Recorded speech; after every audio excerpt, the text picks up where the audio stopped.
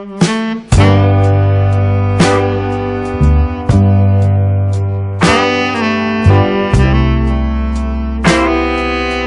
guys, it's Nicole and I am here with my 17-month postpartum update. I turned 17 months as of May 26th, 2014, so that was when I turned 17 months postpartum. That was when Aaliyah turned 17 months old. I love being a mommy.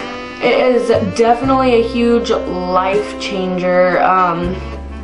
So much has changed. It has its up and downs. There's been a lot of times and points where I've just been so overwhelmed and just, you know, wanted to pull my hair out, but for the most part, I love being a mom. It's really, really, really rewarding. I love seeing Aaliyah every single morning when she wakes up and she's all happy. I love her smiles, I love her kisses, I love her hugs. Like, even when she's being a little brat and she's throwing a tantrum, like, she's still just so freaking cute, and I love her so much. And like the other day I realized that she has my fingers, and like my fingers are like really flexible, like I'm double jointed in my hands, so like I can like bend my fingers back really far, you know, whereas some people, you know, can't bend their fingers back like that. Aaliyah, I was looking at her fingers and they bend back like that, like she has double jointed fingers too.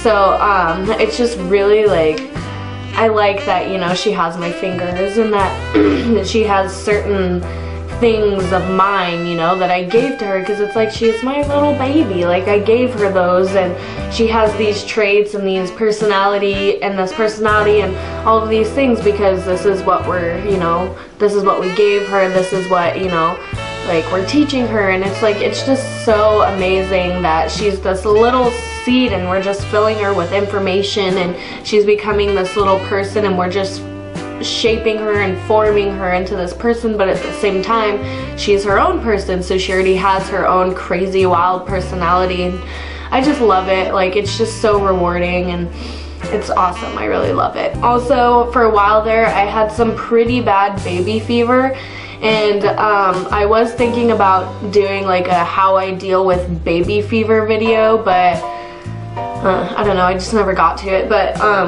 yeah, I had really bad baby fever for a while there, where I was just like so like in awe over babies, and I cannot believe I'm saying this, but for a while there I really missed pregnancy. And you guys know that during my pregnancy with Aaliyah, I fucking hated it.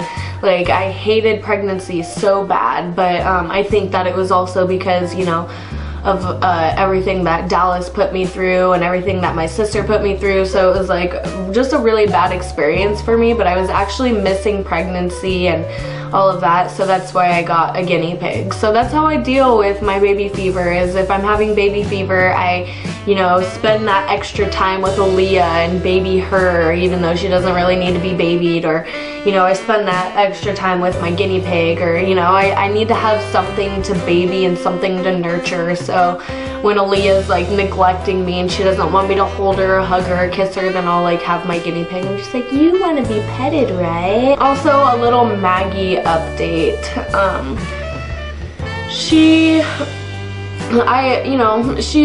I can't really say whether she's doing really well or not. I don't know. I do know that she, you know, hasn't been living here for a long time, and she's been living at Dallas's mom's house.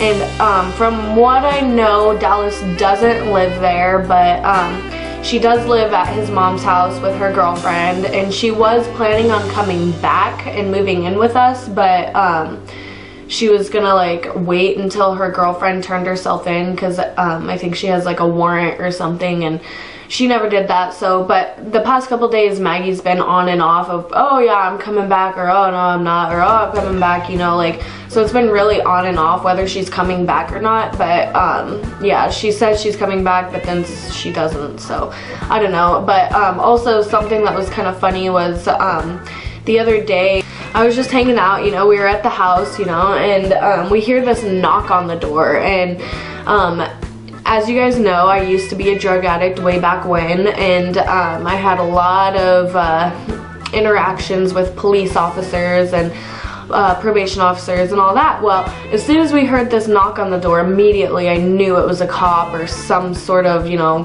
probation or whatever, you know, I knew it was a cop. And so I opened the door and there's this lady standing there and there's this other lady standing there, and they both had like badges, you know, so I knew they were like some sort of law enforcement. And I was just like, hi, you know, what can I do for you? And they're like, well, we're here to search the premises. And I just looked at them and I was like, why? And then she was just like, well, because you haven't been complying with your terms of probation. And I was just like, I'm not Maggie, I'm Nicole. And I was just like, Maggie's my twin sister. She doesn't live here. Like, she hasn't lived here for a long time. So, and they both just gave me like this really weird look. And I was like, I can show you my ID, like, to prove it. So she was just like, yeah, well, you need to do that.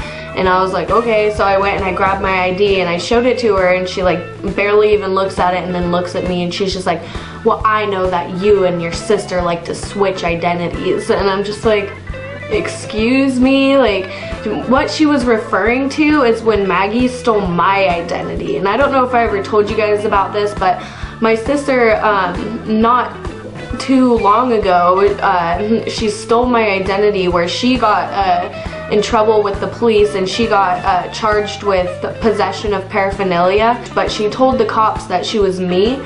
So I got charged with possession, and I didn't even know about it until I got something in the mail saying that I had my identity stolen. Like, that was the second time that law enforcement has come over to my house and has interrogated me because they thought I was Maggie.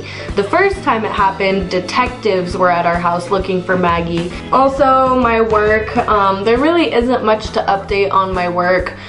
Long story short, I'm looking for a new job. Custody, I'm still not doing really updates on custody. Just know that it is in progress, and we are working on getting things figured out. And as soon as everything's all official and settled and all done, then that's when I'll do an update on custody. But right now it's all in progress, and I don't want to, you know, say something and then have Dallas watch this video and then, or his family members, and have them know what's going on or what we're doing. Also, Sean and I have been together for 10 months now, and we're still madly in love. I still love him to death. I still want to marry him one day and have his babies one day. Like, we are still madly in love, and things are going really well, and we just, like, things are really, really good with our relationship. Like, we just, I feel like we do everything right for the most part in our relationship. Like, we communicate, we talk about what bothers each other, you know, what things we do that bothers each other. We take care of the problem right there instead of letting things steam up and get all heated up and then us having a big blow up on each other. Like, I can honestly say Sean and I have rarely, like, we've never even really gotten into an argument. Like, we've gotten frustrated with each other and snapped at each other, but we have never actually sat there and had a fight or argued or anything. Like, we just don't have the need to, because we take care of our problems right then and there. Oh my God, there's a spider! Also, as you guys knew, my big goals were pretty much custody, getting this custody thing taken care of, and also getting Sean, me, and Aaliyah into our own apartment. So definitely the goal that we're trying to finish first is getting this custody thing taken care of. Custody first, apartment second. Custody, apartment, custody, apartment.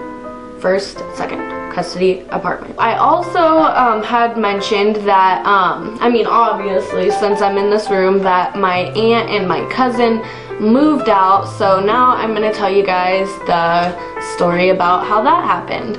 So pretty much it all started with, you know, I like really hated my cousin and was not too appreciative of my aunt or anything like that, and I really wanted my room back, you know, and I was just sick and tired of them being here. And Mike went over to a friend's house asking for meth, and he started talking a bunch of shit on me and Sean and all that stuff, and, you know, was just talking a bunch of shit. So I, of course, called him out on it and was calling him a little bitch, you know, and telling him like, or, you know, calling him a tweaker and telling him that he needed to get out of our house, you know, and I called him out on it. I wasn't gonna pretend like I didn't know. So, you know, I was sitting there and I was telling him like, dude, you're a fucking piece of shit. Like, get out of my fucking house. And I straight told him that, you know, and like right in front of my mom too, like, you know, telling him like, you're a fucking piece of shit drug addict, you're a tweaker, like, you fucking mooch off of my mom, you're fucking still living with your mom and you're 27 years old.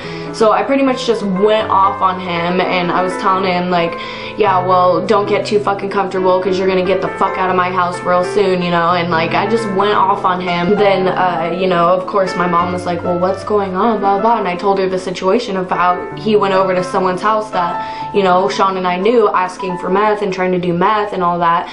So after that, then, you know, we told my Aunt Sharon that, and then the next day, my Aunt Sharon told Mike not to come back. So that's when Mike got kicked out, and Mike wasn't allowed back at our house. So that was really gratifying. And then I knew this was going to happen, but shortly after, like 2 days later, that's when Aunt Sharon's like, well, I'm gonna go move in with Melissa. And Melissa is my cousin, who is Aunt Sharon's daughter, and she lives, you know, right around the corner. The reason why she didn't move in with them in the first place is because they hate Mike. They didn't want Mike in their house.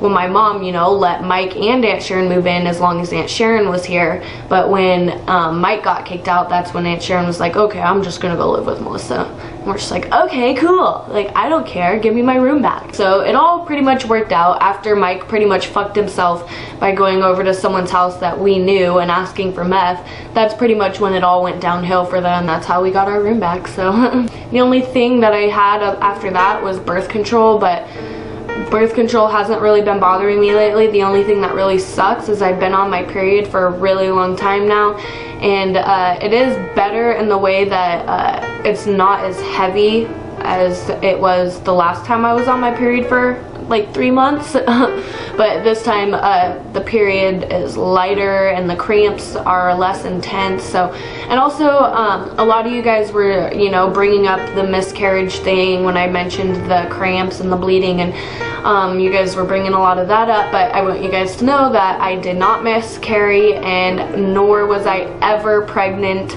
I did take a pregnancy test just because I, you know, did kind of have that suspicion as well, but it came out negative. Everything's all good. I'm still without child. So, yep, that's about it. So thank you guys for watching. Make sure you guys comment, like, subscribe, and request videos.